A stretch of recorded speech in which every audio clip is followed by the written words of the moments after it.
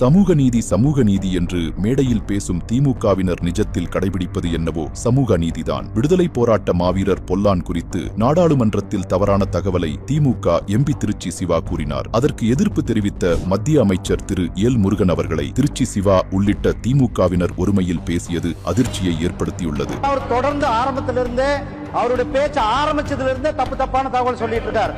20 வருஷம் ஆட்சியில் இருந்தது யார் சார்? சென்ட்ரல்ல 20 வருஷம் ஆட்சி இல்லைங்க சார். தட்டி கழிச்சுட்டு அருந்ததியர் சமூகத்தில் இருந்து முதல் முறையாக மத்திய அமைச்சராக திரு எல் முருகன் அவர்கள் உயர்ந்து இருப்பது திமுகவினரால் ஏற்றுக்கொள்ள முடியவில்லை. கடந்த ஆண்டு திரு எல் முருகன் அவர்கள் பதிலளித்த போது திமுக எம்பிடிஆர் பாலு ஒருமையில் திட்டினார். You are unfit to be a member of parliament. Please sit down. You are unfit to be even responding to minister also.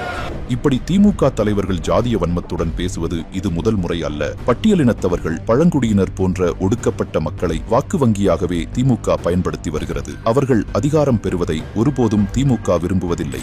மூன்றாவது தர மக்கள் சொல்லுங்களேன். மூன்றாவது தர மக்களாக ஒரு வாயில சொல்ல முடியாத வார்த்தை அது. உங்களுக்கு உங்கள மாதிரி ஆட்கள், அதாவது தாழ்த்தப்பட்ட ஆட்களா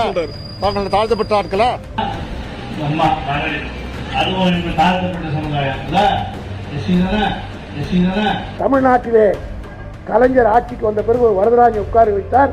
அதற்கு பிறகு 7-8 ஆதி திராவிட சமுதாயத்தை சார்ந்த ஒரு ஹைகோர்ட் ஜட்ஜாக இருந்தார் என்றால் அது திராவிட இயக்கம் போட்ட பிச்சை.